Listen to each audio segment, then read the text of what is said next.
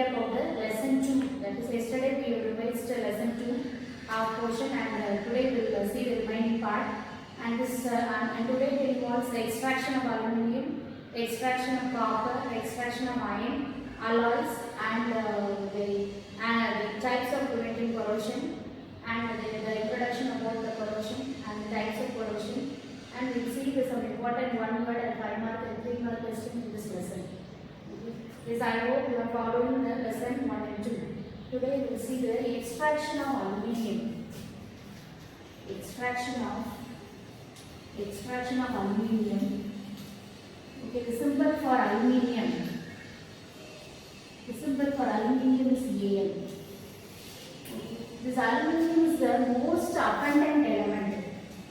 Aluminium is the abundant element. Aluminium is the abundant element.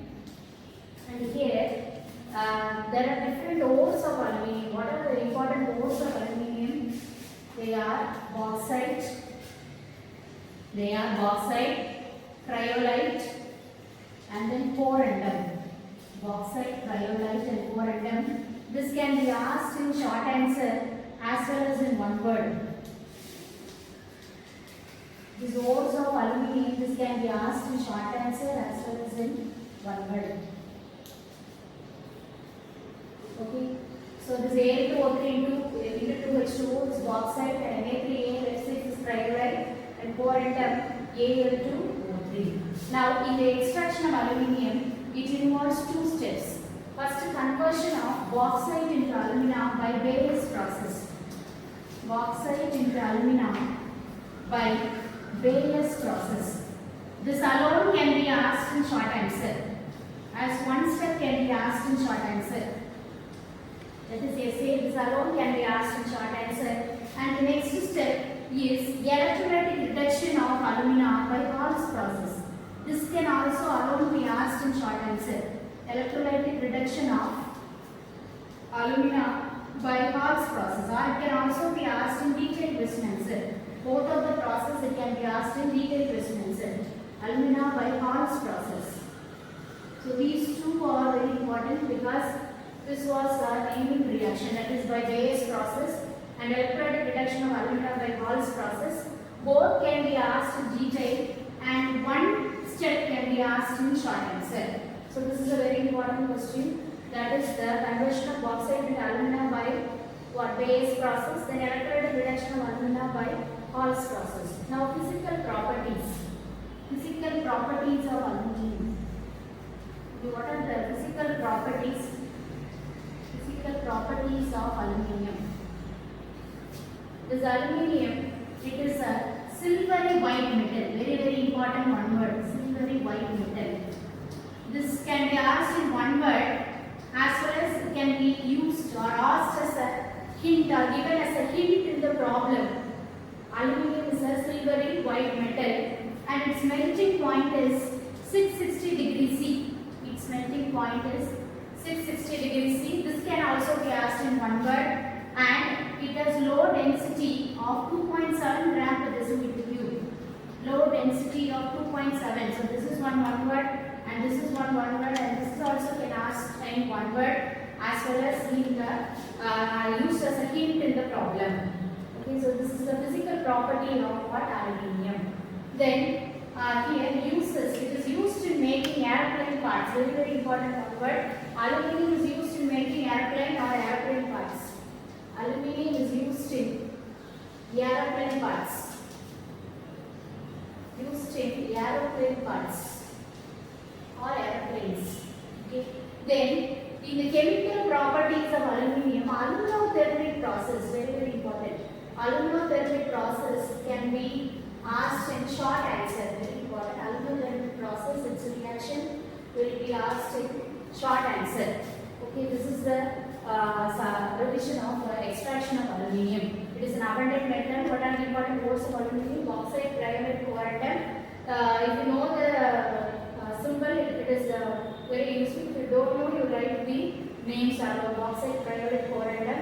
And the two steps involved in the extraction of aluminium is the conversion of bauxite to alumina by Bayes process, then electrolytic reduction of alumina by Hall's process, And what are the physical property? In this physical property, mainly one word will be asked. It is a silver white metal that is on one word, melting point 660 degrees C and low density 2.7. And then aluminum is used in making aeroplane, and the chemical property alumothermic process that can be asked in short answer, or it is very important reaction. This is all about the extraction of aluminium. In this you can expect some one word, and you can expect this 5 mark from this extraction of aluminium. Okay. See the extraction of copper. One important the symbol Cu, and this copper, it was named after cuprum. It was named after cuprum by Romans. Cuprum by Romans. Romans called it as cuprum by Romans. They unknowingly, without knowing the composition itself, in the earlier days itself, this copper is used. Okay, and cuprum by Romans, it was obtained from island of Cyprus. Obtained from island of Cyprus. So these two can be asked in one word. Okay, it was named cuprum by Romans and it was obtained from island of Cyprus. This is one word. What are the ores of copper? The ores of copper are copper pyrites, cuprite or ruby copper, copper. Either you know the formula or if you know only the name, it is enough. Cuprite or ruby copper and copper glans. Copper pyrites CuFeS2. Cuprite or ruby copper Cu2O, and then copper glans Cu2S. Okay, these are the important ores of copper. Copper pyrites, cuprite or ruby copper glans. This can be asked in one word as well as in short answer. So this is about the ores of copper. Then extraction of copper. You can expect one short answer as well as it can be asked in the 5 mark. Blistered copper is formed. Blistered copper. What is this blistered copper? Blistered copper contains 98% copper with 2% impurity. Okay, that is very important. Our other important short answer, that is blistered copper contains 98% copper with 2% impurity, and this blistered copper is nothing but when sulfur dioxide gas passes over molten copper metal, blisters are formed. Blisters are formed on the surface of the copper, that is known as blistered copper. When sulfur dioxide gas passes over molten copper metal, blisters are formed on the surface of the copper, that is known as blistered copper. It contains 90% copper with 2% impurity. So this blistered copper can be asked in one word as well as in short answer. It is another important one word or short answer. What about the physical property? It is a reddish brown metal. Okay, this can be used as a hint in the problem. It is a reddish brown metal. Its melting point is 1356 degrees C. Very important. Its melting point is 1356 degrees C. These two you can expect in one word. You can note down all the one words are important. One word. So melting point is 1356 degrees C. Then in the chemical properties, action of heat, that can be asked in the short answer, one word, and it can also be asked as a problem. For example, this copper reacts with oxygen below 1370 Kelvin. It forms copper 2 oxide, that is black in color. Then this copper reacts with oxygen above 1370 Kelvin. It forms copper 1 oxide, that is red in color.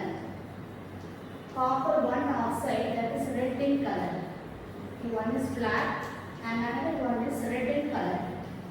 Okay, how this can be asked in problem? For example, they will give one hint, that is A is a reddish brown metal. A is a reddish brown metal, and they tell A reacts with oxygen above 1370 Kelvin. B is formed. Okay, they will give problem like that. A is a reddish brown metal. A reacts with oxygen above 1370 Kelvin. B is formed. Identify A and B. Okay, they will give a problem like this. Identify A and B. So this is the answer for that one. For example, A is copper here, and A reacts with oxygen. A reacts with oxygen above 1370 Kelvin. What is formed? B. So here when you identify A and B, you have to write like this. Okay. So this is the compound A and B. Then this is the formula. And this is the name. So you have to write A and B. A is nothing but copper, and B is Cu2O. And you have to write the name. That is copper, and here copper 1 oxide, that is red in color. So we have, from this we have learned a problem, a short answer as well as one word. So what is the problem? A is a reddish brown metal. They will give the hint which reacts with oxygen above 1370 Kelvin. It forms B. B is nothing but copper 1 oxide, that is red in color. What are the one word can be asked? Copper 2 oxide is dash in color black. Copper 1 oxide is dash in color red. So this can be asked in one word. Okay. So these are the one word you can expect from this the uses of this copper. Uses of copper. This copper is a coinage metal. So what are the coinage metal? Coinage metal is nothing but the metal used to prepare coins. So the silver, gold, copper, three of them are known as coinage metal. Other important one word: gold, silver, copper. Three of them are known as coinage metal. That is, this copper is used to prepare coins. Next, it is used to prepare cheap jewelry. Cheap jewelry, boilers, calorimeters, electric cables. Boilers, calorimeters, then electric cables. Boilers, calorimeters, and electric cables. So these are some of the uses of copper. Then the extraction of iron.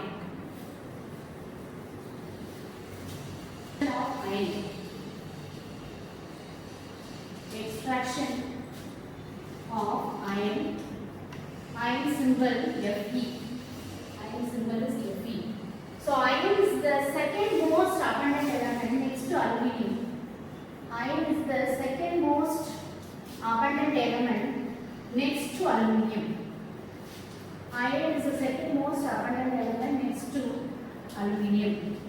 Iron is the second most abundant element, and this aluminium is the first, and iron is the second most abundant element next to aluminium. What are the important ores of iron? Ores of iron. Hematite. Hematite. Yesterday I told that this in the gravity separation process is used to separate this oxide ore Fe2O3.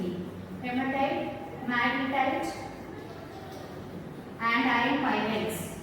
Hematite, magnetite, and iron pyrites. Hematite, Fe2O3, magnetite, Fe3O4, and iron pyrites, FeS2. So from this you can have one short answer as well as one word. So hematite, magnetite, and iron pyrites. And the extraction of iron, there are different zones are involved that you have to concentrate.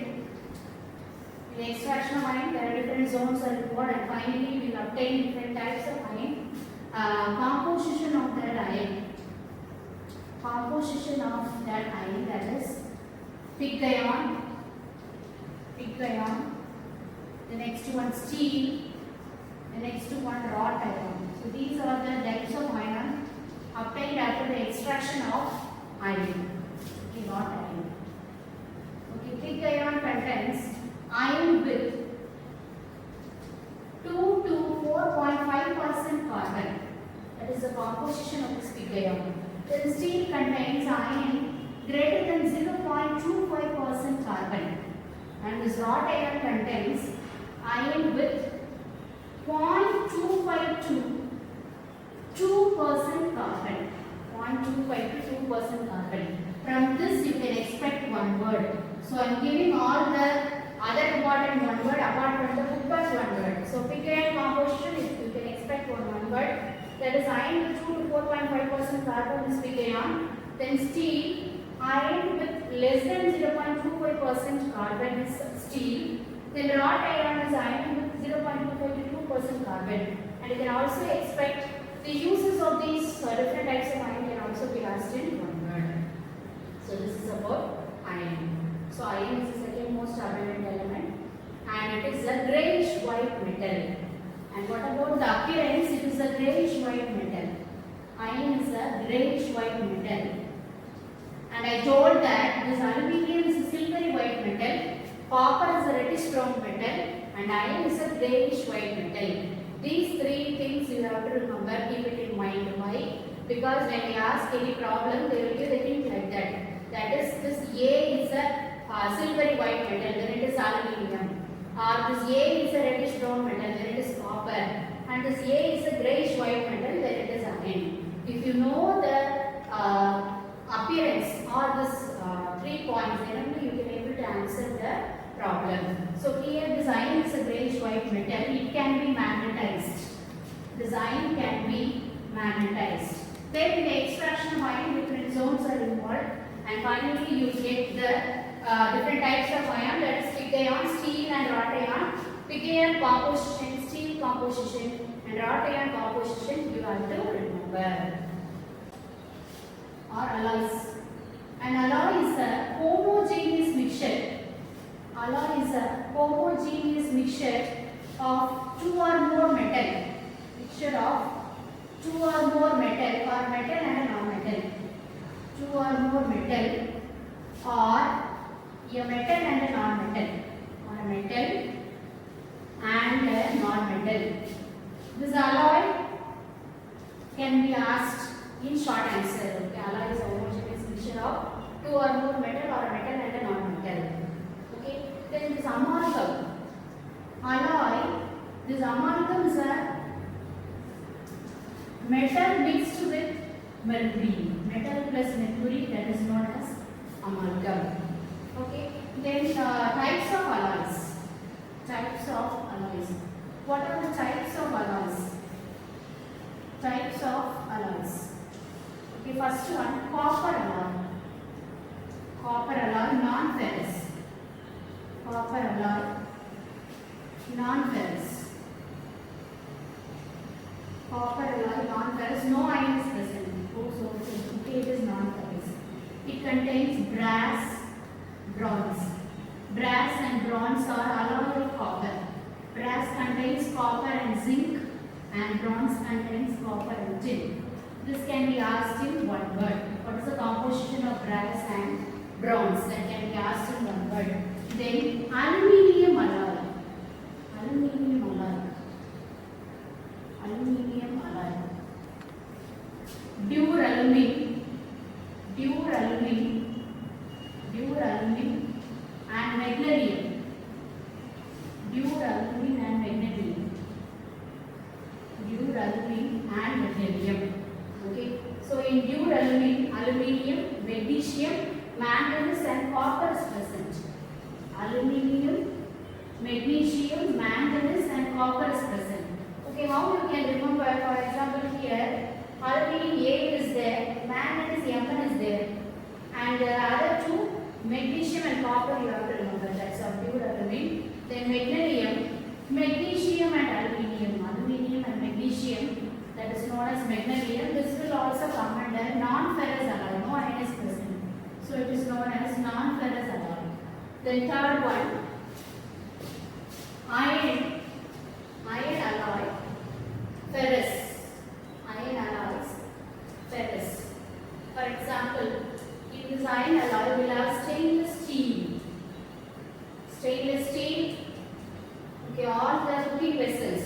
It is mainly made up of the stainless steel. Then nickel steel. Okay, under the types of iron alloy, we have stainless steel and nickel steel. Okay, so in this stainless steel and nickel steel, we have iron, carbon, and nickel.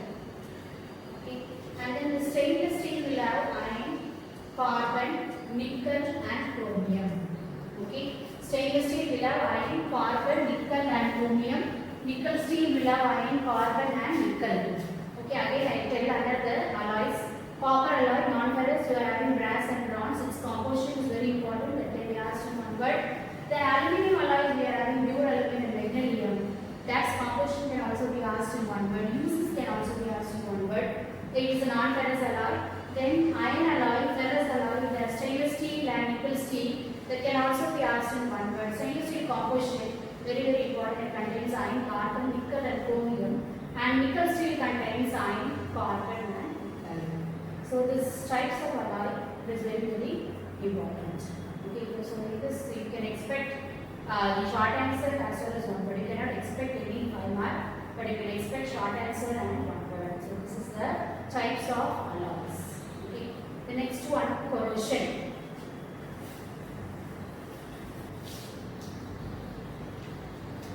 So this corrosion is nothing but it is a slow and steady destruction of a metal. It is a slow and steady destruction of a metal. Slow and steady destruction of a metal. Corrosion is nothing but slow and steady destruction of metal. Example, tarnishing of silver, or silver gets blackened. Tarnishing of silver, or silver gets blackened. That is one example for corrosion. Antiques, it gets blackened due to this corrosion. Why it happens? Because when the metal is exposed to moisture or the atmospheric oxygen, it gets corroded. That is known as corrosion. Okay, then rusting. Okay, rusting is applicable to iron. When iron is exposed to oxygen and moisture, it forms rust. That is Fe2O3 into SH2O. Hydrated ferric oxide is formed. That is known as rust. So this is the composition of rust. This is very important. This can be asked in one word. So when iron is exposed to atmospheric oxygen and moisture, it forms rust. Rust is nothing but hydrated ferric oxide. So this can be asked in one word. Now we will see the types of corrosion. Types of corrosion. So in the types of corrosion, there are 2 types. Okay, first one, dry or chemical corrosion. Dry or chemical corrosion. Second one, wet or electrochemical corrosion. Wet or electrochemical corrosion. So there are 2 types of corrosion, dry or chemical corrosion. Second one, wet or electrochemical corrosion. Dry or chemical corrosion.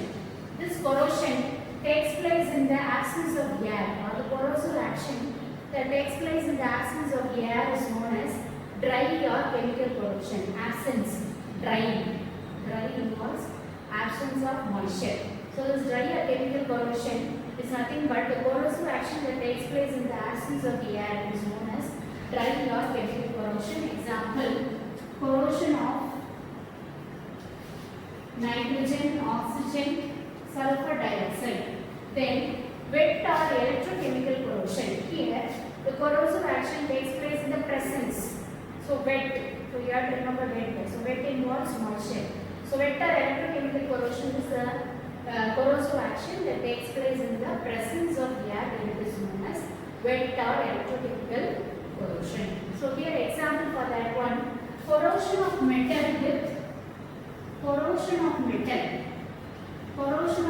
with salts, acids and bases. Corrosion of metals with salts, acids and bases. Corrosion of metals with salts, acids and bases. These are the 2 types of corrosion. Dry or chemical corrosion. Example, corrosion of nitrogen, oxygen, sulfur dioxide. Wet or electrochemical corrosion. Example, corrosion of metal with salts, acids and bases. Corrosion. Types of preventing corrosion or methods of preventing corrosion. Types of preventing corrosion or methods of preventing corrosion. There are 2 types. Alloying. The next one, surface coating. Alloying. The next one, surface coating. In alloying, one metal is alloyed with another metal. Example, stainless steel. What is the composition of stainless steel? Iron, carbon, nickel and chromium. Okay, that you have to remember. So alloying stainless steel. We have one alloying with another metal. It gives protection to that particular metal. So it is known as stainless alloying. The next one, surface coating. It is coating one metal over another metal to prevent corrosion. For example, the surface coating, there are different types. Galvanization, galvanization, galvanization, electroplating, electroplating, electroplating. Then third one, anodizing, anodizing. Fourth one, cathodic protection, cathodic protection, cathodic protection. So in galvanization, it is nothing but coating zinc over iron sheets. Coating zinc over iron sheets is known as galvanization. Okay, coating, it is a process of coating zinc over iron sheets by passing electric current. By passing electric current. Galvanization, it is a process of coating zinc over, or it is a process of coating zinc over iron sheets by passing electric current. Then electroplating, it is a process of coating one metal over another metal by passing electric current. Electroplating, process of coating one metal over another metal by passing electric current. Then anodizing, aluminium is used in anodizing. Aluminium is used in anodizing. Aluminium is used in anodizing. Then in cathodic protection, then in cathodic protection, what happens? The metal to be protected. For example, this is the metal. The metal to be protected is coated with another metal, okay, that is easily corrodable, or that gets easily corroded. Okay, the metal to be protected is coated with another easily corrodable metal. Okay, that metal is known as sacrificial metal. It sacrifices its life, so it is known as sacrificial metal. Okay, so the metal to be protected, this is the metal that has to be protected. It is coated with another metal that is easily corrodable, that is known as sacrificial metal. Okay, that gets corroded, that is easily corrodable. That sacrificial metal acts as a protective layer for the metal. So this is known as cathodic protection.